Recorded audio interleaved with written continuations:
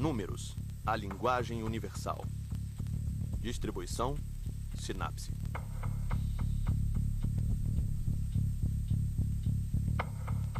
Há muito tempo. Há muito tempo, numa caverna, na parede pouco clara, uma pintura rupestre conta que 4 cavalos, 4 patas. 4 cavalos, 4 patas.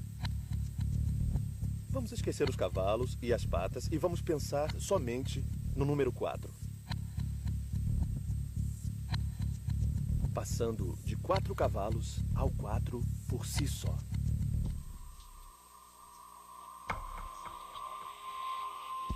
O nascimento do número puro. Uma das maiores epopeias da história do homem. Os cavalos estão ali, juntos.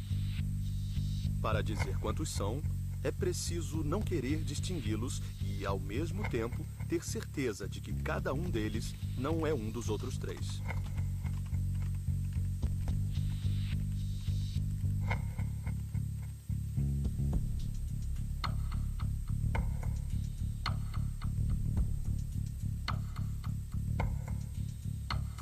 Quando há mais de 5 ou 6 objetos, somos incapazes de saber quantos são exatamente. Então, precisamos contar.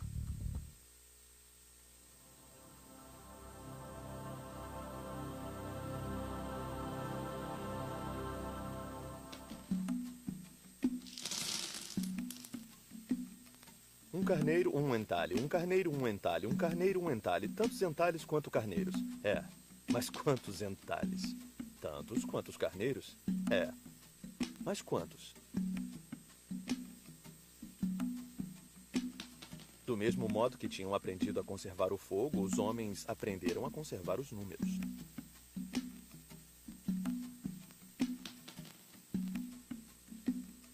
Onde quer que existam homens, existem ossos. Ossos são duros e atravessam o tempo. As mais antigas marcas numéricas já encontradas datam das primeiras civilizações do Paleolítico. Ossos numéricos de mais de 30 mil anos foram encontrados. Como não se podia transportar sempre todos esses ossos ou galhos, transportava-se somente a quantidade, sem os ossos e sem os galhos. Como assim? Dando um nome à quantidade de entalhes. Esse nome é o número.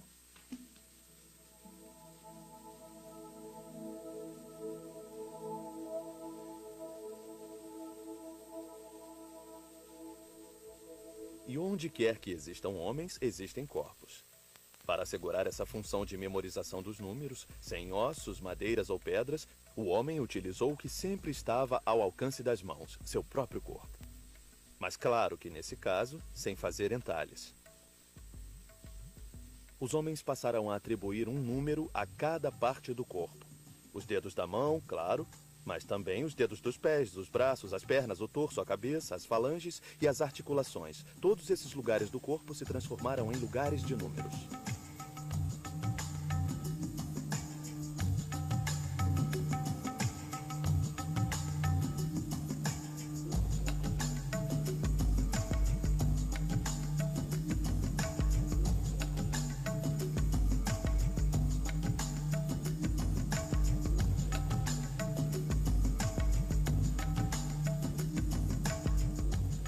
No século XVI, na China, os homens que calculavam iniciaram um procedimento que permitia contar bilhões, utilizando apenas as 2 mãos.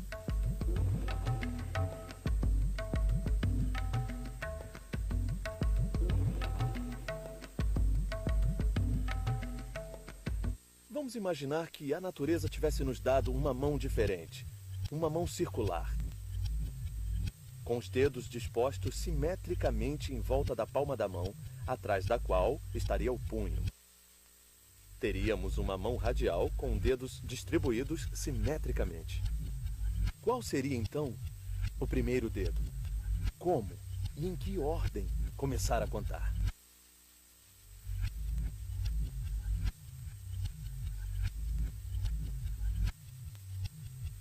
Temos a sorte de ter uma mão assimétrica, com o dedo polegar e depois o indicador.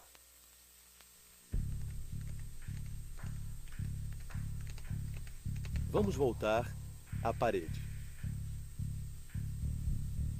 Para garantir que pintou 4 cavalos, o artista da gruta pré-histórica teve que contar. Primeiro, segundo, terceiro, quarto. Nenhuma mais? Não, nenhum.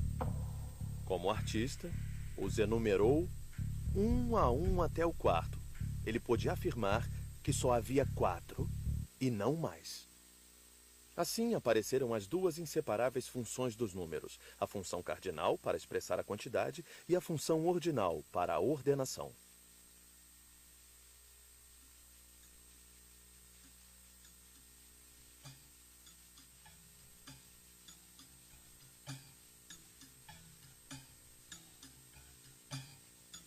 Na Suméria, situada na região entre rios, a Mesopotâmia, nasceu a escrita há mais de 5.000 anos.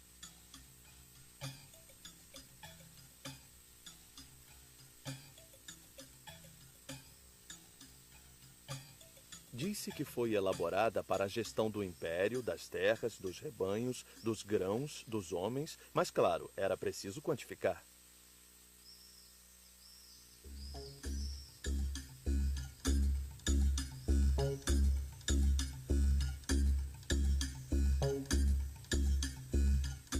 A prática rudimentar, que considerava que cada pedrinha era equivalente a 1, os condenaria a assumir em meio a um monte de pedras.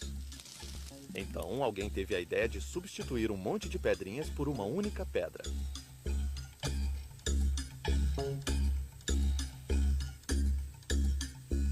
De cor ou forma diferente.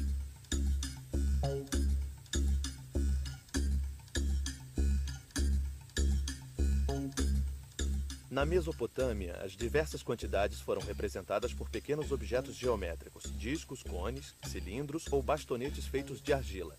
Esses artefatos eram chamados pelos sumérios de pedras de argila. Para que essas pedras não se espalhassem pela natureza e para que as quantidades não fossem esquecidas, elas eram guardadas numa bola de argila. E na superfície inscreviam-se pequenas marcas inventadas para esse fim, expressar o conteúdo. Sem isso, cada vez que quisessem se certificar da quantidade armazenada, teriam que quebrar as bolas de argila. Nada eficaz. Então, acreditava-se que essas marcas, que podemos chamar de marcas numerais, eram suficientes para fazer qualquer conta. Dessa bola foi feita uma espécie de tablete, um tablete de argila, sobre o qual se imprimiam marcas numerais.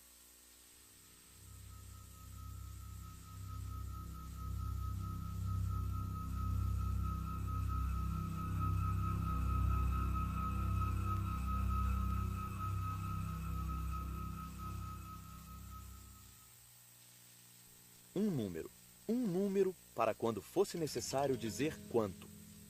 Mas afinal, quantos números? Quantos números para expressar as quantidades? Essa era uma boa questão. Ou seja, era preciso elaborar um sistema de representação dos números que tivesse a mesma força que os próprios números, que fosse capaz de acompanhá-los onde fossem. Um sistema que, assim que surgisse a necessidade de um novo número, pudesse dar-lhe um nome. Ou seja, um sistema de fato apto a nomear o inédito. A dificuldade com os números é que existem milhares deles. Então, como conseguir atribuir um nome a cada um?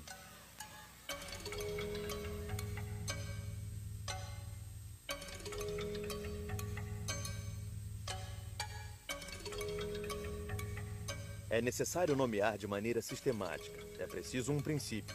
O nome deve permitir reconhecer a quantidade que designa.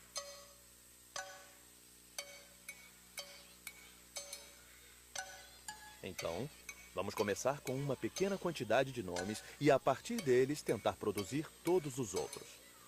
Todos os outros, sabendo que sempre haverá novos números.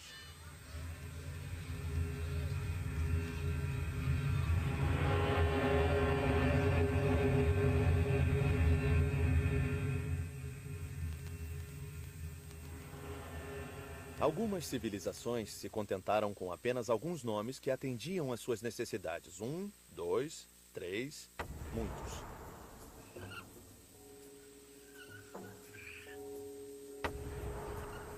Outras civilizações conceberam algo fantástico. Os números escritos.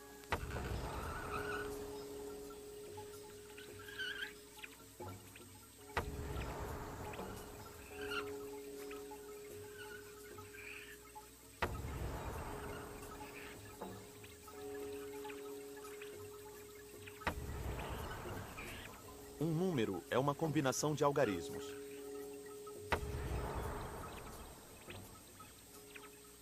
Mas que algarismos? Como se representa determinado número por meio de algarismos? E, inversamente, como se decodifica uma escrita cifrada? Como se determina que número ela representa? Nem todas as formas de numeração são iguais. Algumas são mais eficazes que outras. Algumas são bem inconsistentes.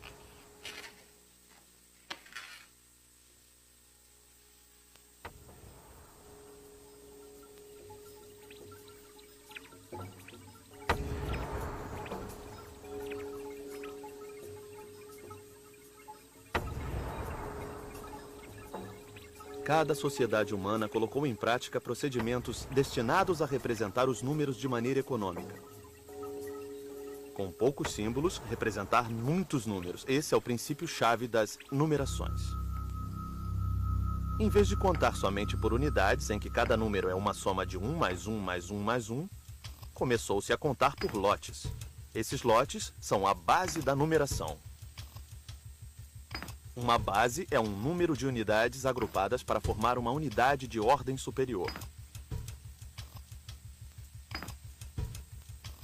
Em princípio, todos os números podem ser tomados como base. Bom, em princípio, mas de fato poucos foram utilizados. 60, por exemplo, para a numeração de base sexagesimal, utilizada pelos sumérios, 20 para a numeração vigesimal, usada pelos maias, 12 para a duodecimal, 5 para a quinária e 2 para a binária.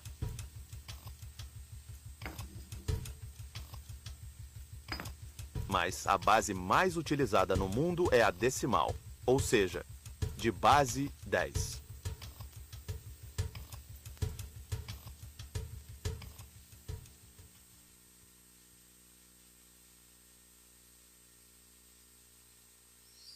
Cada numeração constitui suas diferentes unidades representadas por símbolos, e estes símbolos são os algarismos.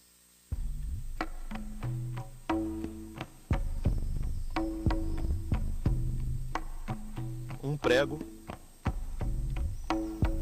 valia 1,60.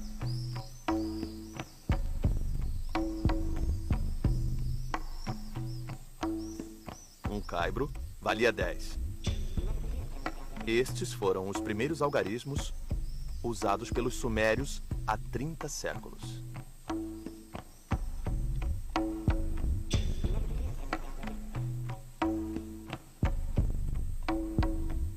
Para os egípcios, uma alça de cesto valia 1 dezena, uma corda enrolada valia 1 centena, uma flor de lótus aberta no galho valia 1 milhar. Para a dezena de milhar, um dedo ereto com a primeira falange cortada. Um girino para a centena de milhar e para o milhão, um homem sentado com os braços erguidos para o céu. Para a numeração maia, o traço, o ponto e o glifo.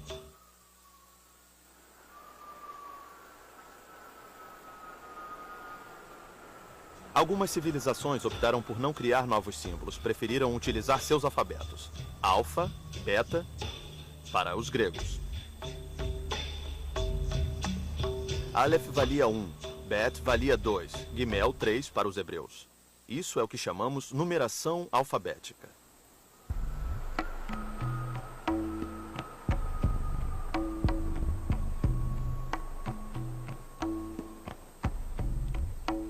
Os egípcios criaram 3 tipos de numeração. Os chineses e os gregos também. Os maias 2 e os indianos 4. Os astecas, etíopes, hebreus e romanos também tiveram as suas.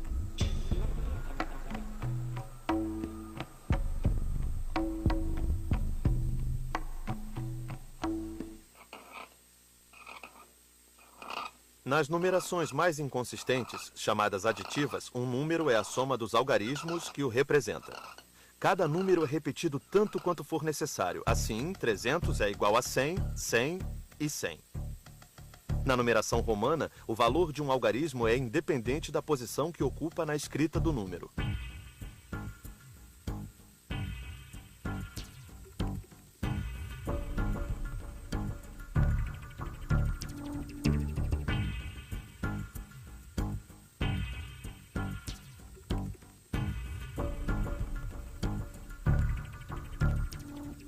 Quanto maiores forem os números, mais símbolos são necessários para representá-los. Mas quantos? Já que os números são infinitos, essas numerações têm uma capacidade de representação limitada. Foi em 1900 a.C., na Mesopotâmia, que astrônomos e matemáticos conseguiram, pela primeira vez na história, remediar esse problema. O princípio dos sábios babilônios era muito simples. Não mencionar explicitamente os nomes das bases. 1, 60, 3600, mas indicá-los pelo seu posicionamento. Essa numeração de base 60 demonstra que o valor de um algarismo não é constante, mas varia em função da posição que ocupa na escrita do número. É a numeração de posição.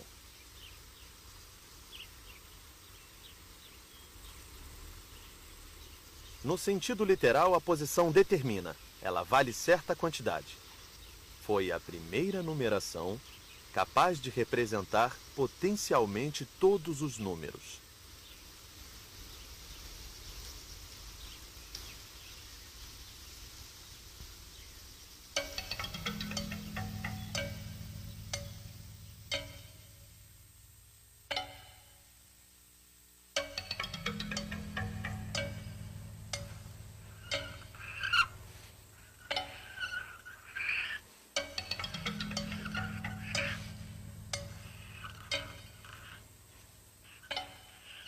A numeração de posição indiana usa a base decimal e todos os algarismos são independentes uns dos outros.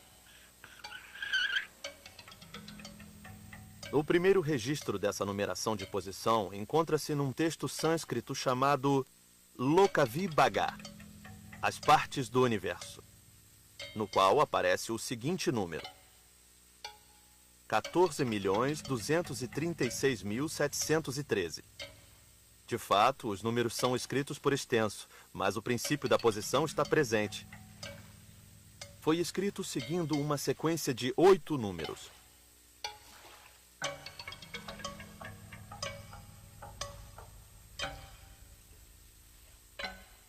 Três, 1, 7, 6, 3, 2, 4, 1. Nesse texto também aparece uma palavra extremamente importante, a palavra shunya, ou nada. Essa palavra representa o zero. Shunya.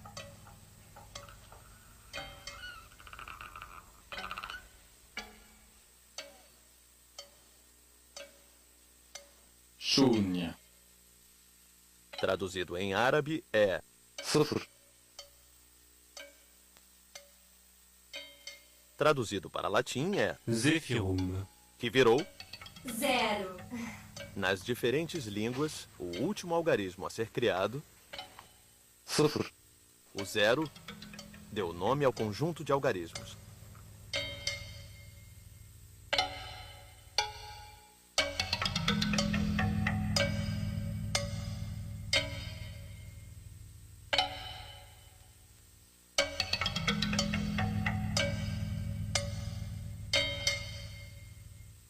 E é o zero que permite fazer uma leitura não ambígua de cada número.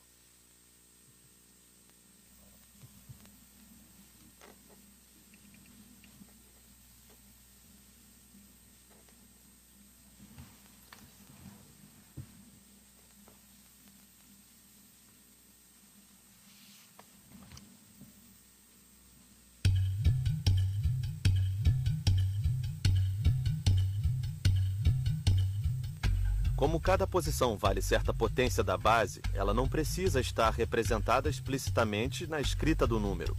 Por exemplo, na numeração de posição decimal, os 10, 100 ou 1000 desaparecem do nome escrito, mas subsistem na fala. Há somente a quantidade de dezenas, centenas ou milhares.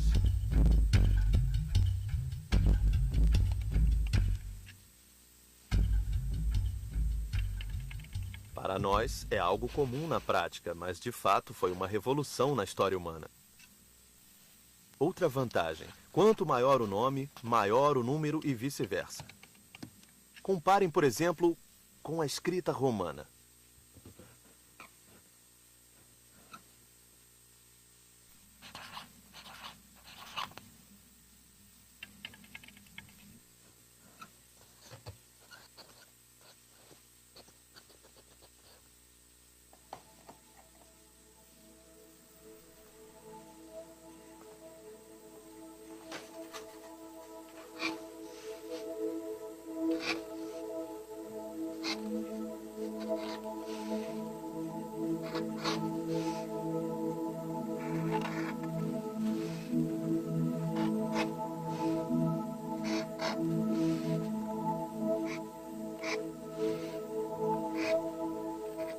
Com o zero, a numeração de posição conseguiu fazer uma correspondência entre o conjunto de números e o conjunto de nomes. A numeração de posição tem uma capacidade de representação ilimitada, 10 figuras e apenas 10, como os dedos da mão, para representar todos os números do mundo.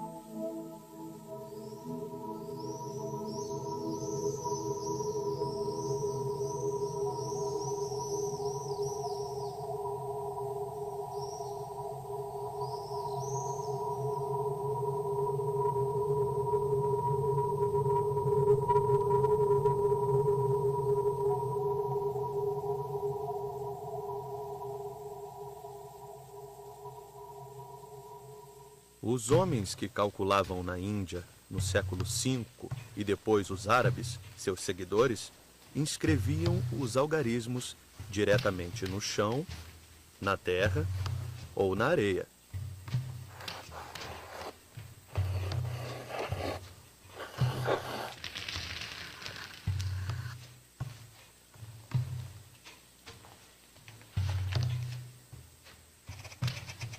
Um pouco mais tarde, o processo ficou mais sofisticado. Os tabletes foram revestidos com cera e usava-se o giz para escrever na ardósia. Depois veio o papel. Com o papel, os traços do trabalho feito eram preservados, ou seja, caso se cometesse um erro, era possível voltar no passado do registro e identificar onde o erro tinha acontecido. Com a numeração indiana de posição, nasceu o cálculo a partir da escrita. Isso quer dizer que o número é escrito e o cálculo feito através do nome do número. Foram necessários 4.000 anos para passar do cálculo com as mãos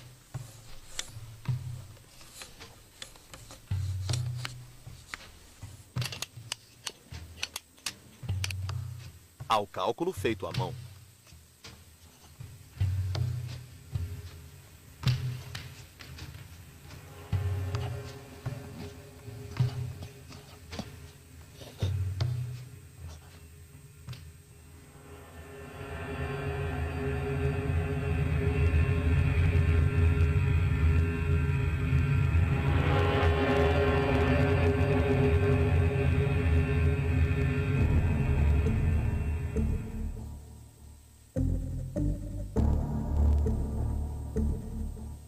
Esses números, cuja realidade é tão real, são chamados naturais e constituem o campo da aritmética, que vem do grego aritmos, multidão ordenada. O que podemos dizer desses números naturais inteiros se os considerarmos um conjunto? Muitas coisas. Para começar, existe um primeiro inteiro, mas não existe o último inteiro. Além disso, eles se encadeiam em fila indiana, com um início, mas sem fim. Eles estão em ordem, tão bem organizados que formam um arquétipo da ordem, já que toda vez que queremos colocar uma série de objetos em ordem, Vamos nos inspirar neles para estabelecer essa sequência de números inteiros. Quando fazemos essa operação, dizemos que enumeramos.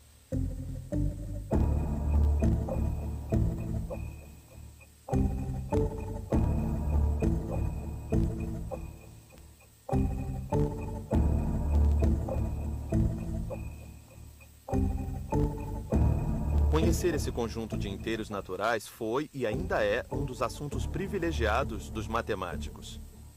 Essa ciência dos números de que fala Platão instiga o raciocínio e não falha quando, em seus processos de reflexão, são introduzidos números que representam objetos visíveis ou palpáveis.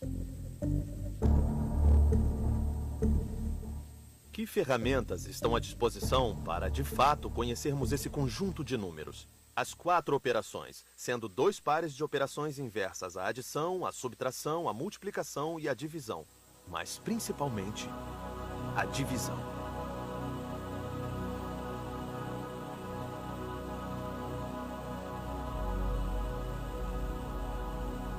Na verdade, o estudo dos divisores é um dos principais modos de classificação dos números inteiros. Como cada inteiro se comporta numa divisão? É divisível por este ou por aquele número? É muito ou pouco divisível?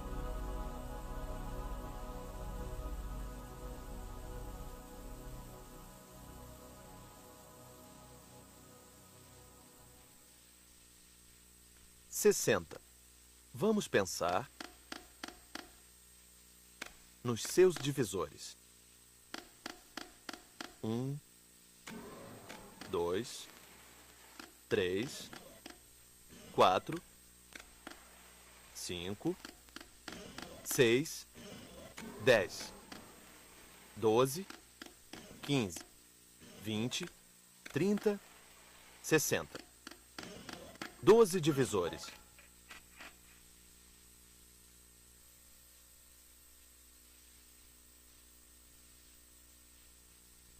E o 100, que é bem maior.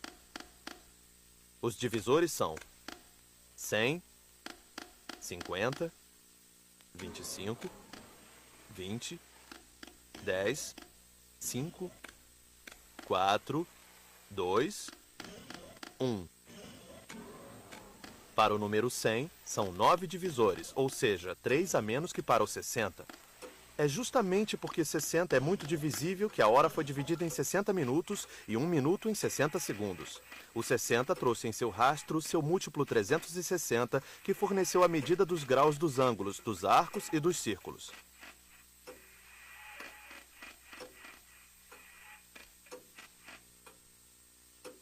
E também trouxe seu divisor 12, que por sua vez tem 6 divisores, enquanto o 10 só tem 4.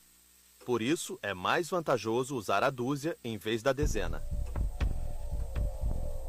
Mas a mais simples das divisões, a divisão por 2, forneceu a primeira classificação, fruto de um trabalho de Pitágoras e de seus seguidores, os pitagóricos, no século V a.C. De um lado, os números divisíveis por 2, os pares. E do outro, os ímpares. A alternância entre os pares e os ímpares escande a sequência de inteiros naturais e abre caminho para novas classificações. Esta única diferença entre os inteiros naturais, os pares e os ímpares levou a matemática a formular leis e a demonstrar propriedades. Por exemplo, quais são as operações que conservam o fato de ser par, que conservam a paridade? A soma de 2 números pares é par. Mas a soma de 2 ímpares não é ímpar. Então a adição não conserva a paridade. A multiplicação. O produto de 2 pares é par. O produto de 2 ímpares é ímpar. A multiplicação conserva a paridade.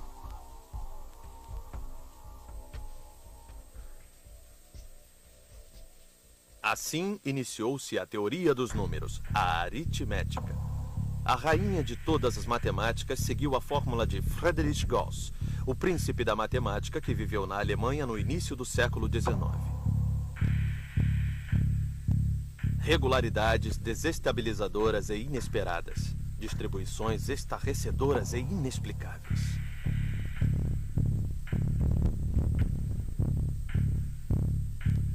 A segunda grande classificação dos números inteiros diz respeito aos que não são divisíveis, exceto por eles mesmos e por 1. Como não são produto de nenhum outro número, eles não podem ser resultado de nenhuma multiplicação, daí seu nome, números primos.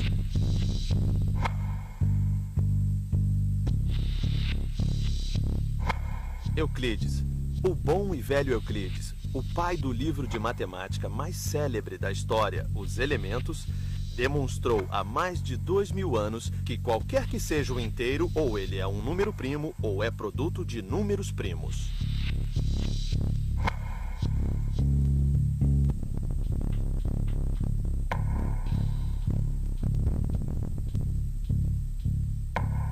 Essa decomposição em números primos se faz de forma única.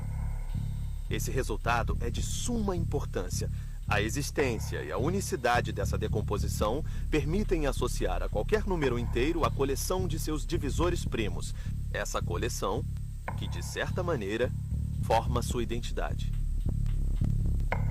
Assim, os números primos podem representar um papel gerador. Basta conhecê-los para produzir todos os números inteiros. Saber quem são torna-se uma questão central para os matemáticos. Quantos são? Como se repartem dentre os outros?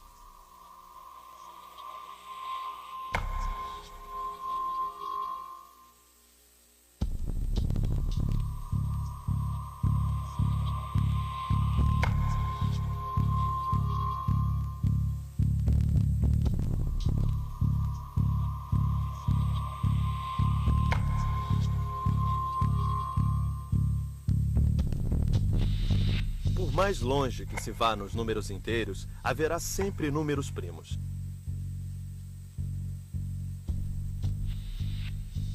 Existe uma infinidade de números primos.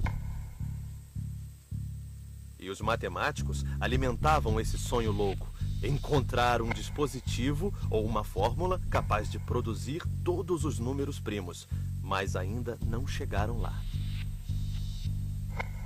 Entretanto, em 1º de junho de 1999, o matemático Nayan Rajatwala foi aos céus. O número que tinha ao alcance dos olhos era o maior número primo já descoberto até o momento. 2 elevado a 6.972.593 menos 1. Um número com mais de 2 milhões de algarismos.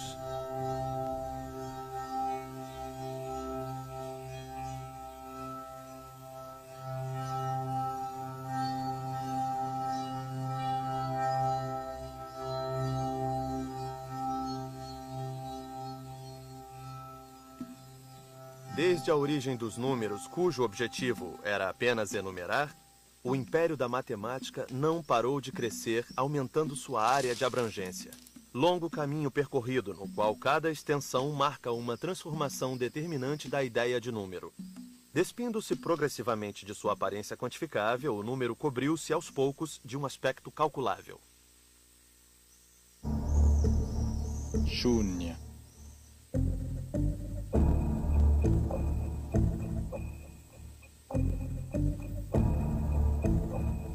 Quando enumeramos elementos de um conjunto, ou contamos dentro de uma coletividade, quando realizamos um trabalho de topografia ou determinamos uma distância, não sentimos a necessidade de utilizar outros números além dos positivos. Nem os babilônios que calculavam, nem os egípcios, nem os pensadores gregos tiveram a noção geral de números negativos.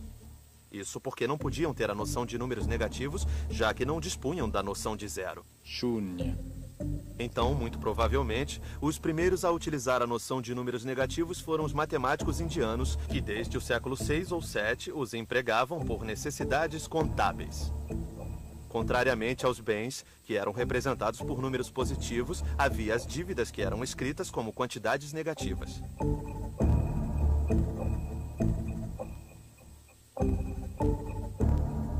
Essas quantidades negativas vão aos poucos ganhando autonomia e vão acabar se distanciando das circunstâncias contábeis que favoreceram seu aparecimento para serem usadas de maneira totalmente geral. Fato. Mas foi necessário esperar até o fim do século XV, um milênio após os matemáticos indianos, para que aparecessem no Ocidente entidades numéricas não positivas, cuja existência, enquanto quantidades reais ou números, era rejeitada. Descartes, no fim do século XVII, D'Alembert no século XVIII, Carnot no século XIX, recusaram-se a aceitar essa existência.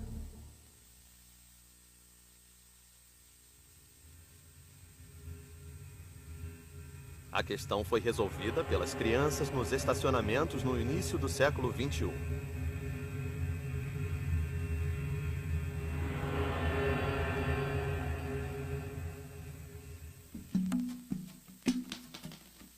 Fração, do latim fractiones, tradução do árabe khazar, quebrado.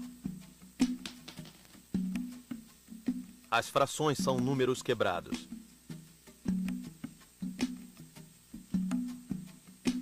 Devemos aos primeiros pensadores gregos, os pitagóricos do século VI a.C., a noção geral da relação entre dois inteiros, ao contrário dos babilônios e dos egípcios, que, embora os precedessem, utilizavam apenas as unitárias, frações cujo numerador era sempre um meio, um terço, etc. Os inteiros e as frações reunidos formam um conjunto, o conjunto dos números que hoje chamamos de racionais. Os números racionais podem ser representados de maneira diferente de frações. Para isso, usa-se a chamada escrita decimal. Ao longo do século XV, a escrita decimal foi definitivamente elaborada por um matemático persa, Al-Kashi, do célebre observatório de Samarcand, em seu livro Miftah Hisab, A Chave da Aritmética. Para separar a parte inteira da parte decimal, Al-Kashi utilizava um traço vertical, o ancestral de nossa vírgula.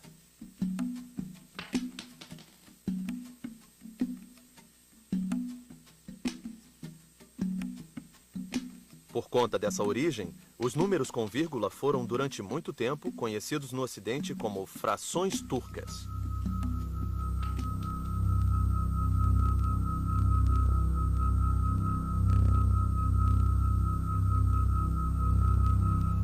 Com os racionais, a noção de quantidade se transforma. Passa-se da enumeração à medida, do número contável ao número métrico.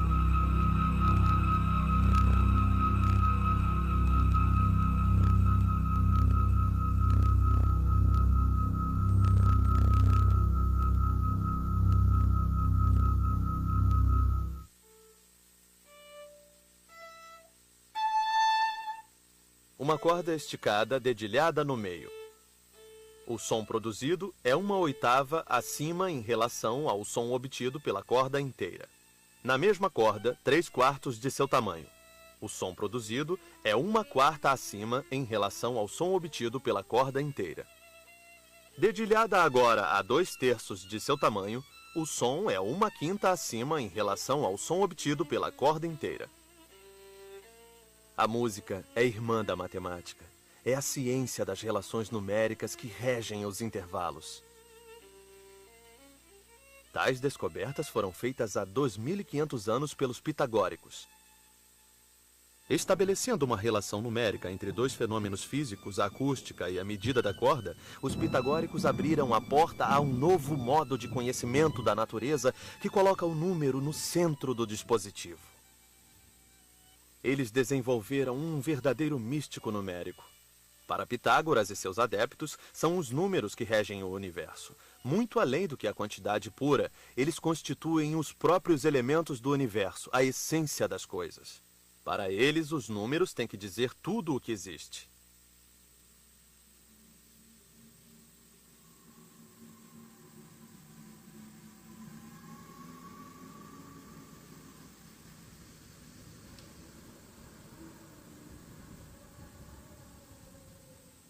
Tudo ia bem, até que Pitágoras inventou de calcular a diagonal de um quadrado. Os pitagóricos demonstraram, e de fato foi uma das primeiras demonstrações da história, que a diagonal do quadrado de lado igual a 1 não pode ser representada por um número, ou seja, por nenhum inteiro ou fração. Como assim? Um quadrado tem duas medidas: o lado e a diagonal.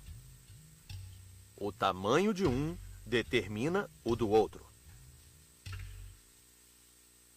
Vamos ver o quadrado mais simples, o de lado igual a 1, decompondo em dois triângulos retângulos isósceles iguais. Suas hipotenusas são a diagonal do quadrado. A medida do lado é igual a 1. Seu quadrado igual a 1. A soma dos quadrados é igual a 2.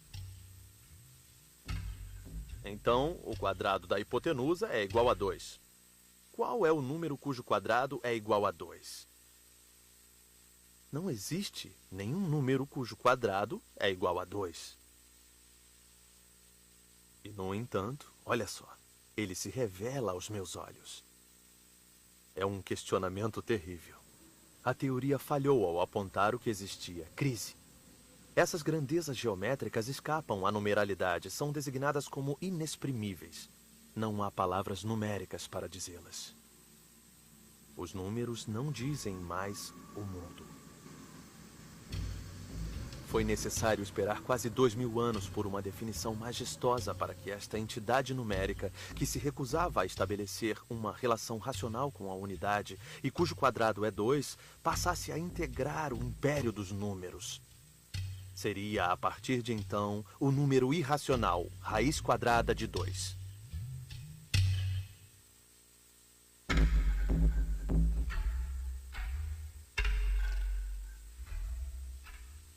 Muitos outros números irracionais viriam se juntar a ele.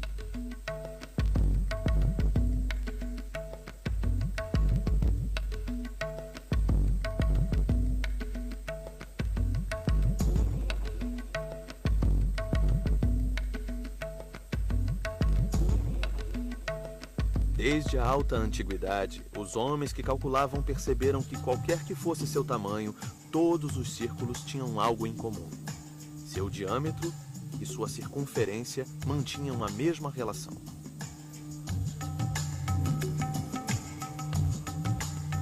Na Palestina, bem antes da era cristã, para os judeus do Antigo Testamento, a circunferência era o triplo do diâmetro.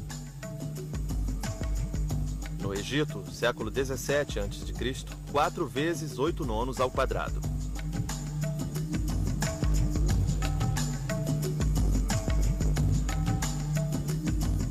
Na China, século 3, 142, 45 avos.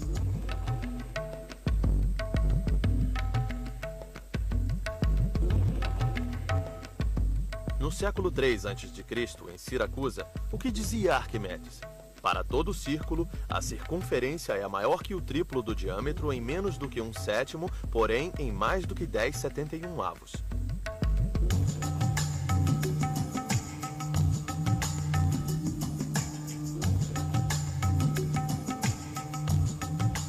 Na Índia, século 6, 62.832 sobre 20.000. Foi apenas no século 17 que essa relação foi considerada como um número que foi denominado π de periferia, justamente o nome que os gregos davam à circunferência do círculo. Desde então, fórmulas incríveis permitiram expressar π de modo cada vez mais preciso. Mais recentemente, o japonês Kanada, que passou a vida procurando novos decimais de π, colocou em prática um método para calcular os 51.539.600.000 primeiros decimais de π.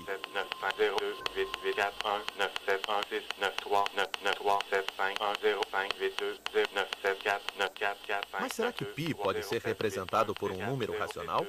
Para falar de outra maneira, podemos conhecê-lo exatamente ou devemos nos contentar com as aproximações?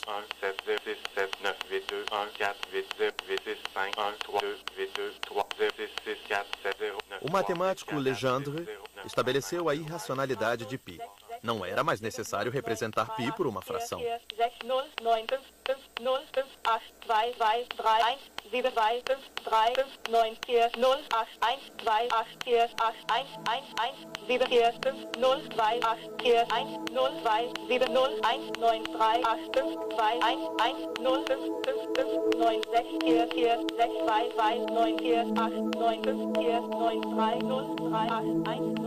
2, 8. Foi necessário muito tempo para que a humanidade se dotasse do número zero, mas foi necessário mais tempo ainda para que o número infinito aparecesse.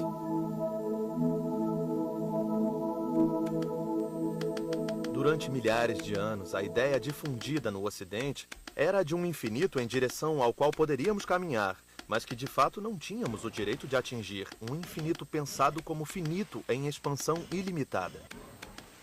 Foi preciso esperar o fim do século XIX para que o matemático Georges Cantor ousasse definir o infinito. O projeto de Cantor era estender para além do infinito a sequência de números inteiros reais. Ele não queria simplesmente considerar o infinitamente grande como algo que crescesse sem limite, mas também pretendia fixá-lo de forma matemática com números.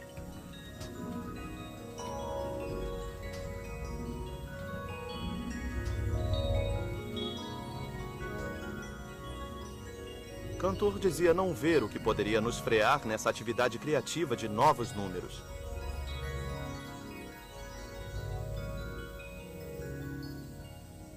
Ele estabeleceu que o número de números inteiros não é um número finito.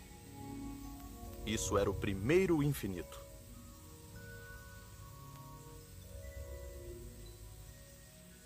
Ele demonstrou também que o número de pontos de uma reta é superior ao número de números inteiros. Isso mostra que há pelo menos 2 números infinitos. E muito mais. Cantor não parou por aí. Ele demonstrou ainda que existe uma infinidade de números infinitos. Apenas um zero, mas uma quantidade ilimitada de infinitos.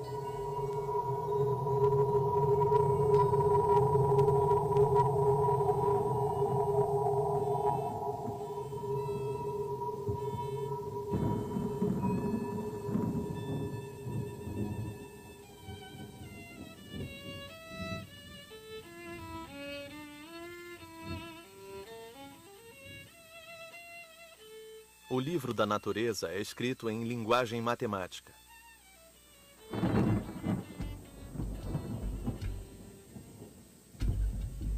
A partir do Renascimento, impôs-se no Ocidente esse modo de conhecer o mundo que coloca o número em foco.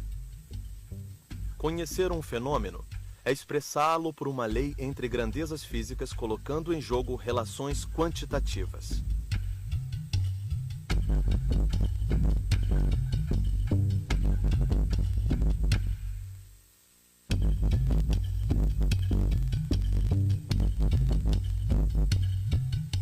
O número está em tudo.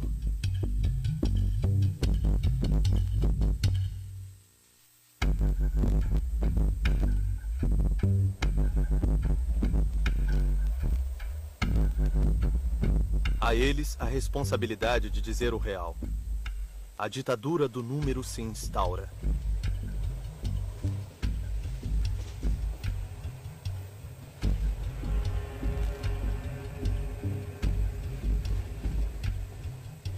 A cada objeto de um conjunto atribui-se um número. Logo, cada objeto ocupa um lugar no sistema serial.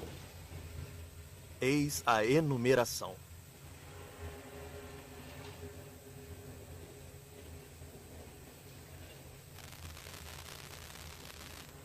Os números estão presentes em tudo. Nos registros de prisão, campos de concentração, no Instituto de Pesquisa e Estatística, no registro da Previdência, na matrícula dos servidores públicos, estamos todos fichados. Cada indivíduo é identificado por seu número e, por isso, torna-se facilmente localizável dentro de um sistema de gestão computadorizada.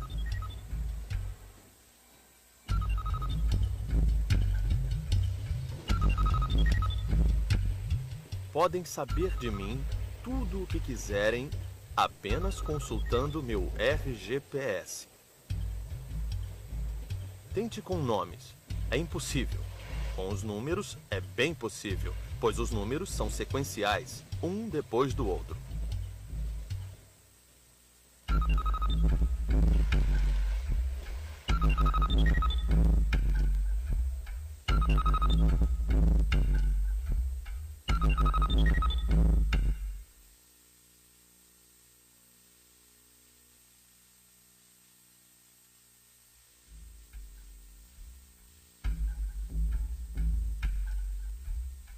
Aplicando sobre as populações humanas a ordem total que reina no Império dos Números, ou seja, numerando-nos, ao mesmo tempo que nos possibilita ter diversos serviços, constitui uma verdadeira ameaça às nossas liberdades.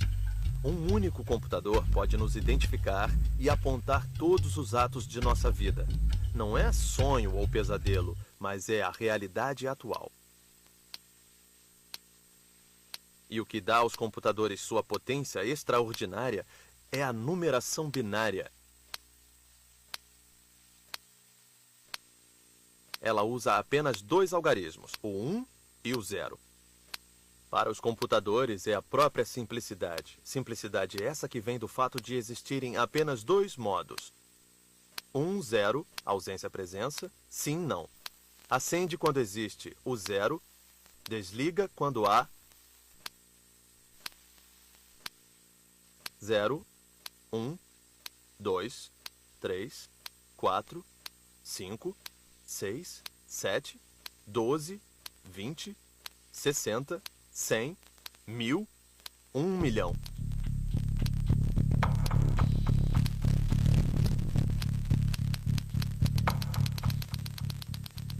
E noto agora, depois de ter falado da ciência dos números, quanto ela é bela e útil em muitos aspectos ao nosso propósito, contanto que seja estudada por amor ao saber e não para comerciar. Platão, A República.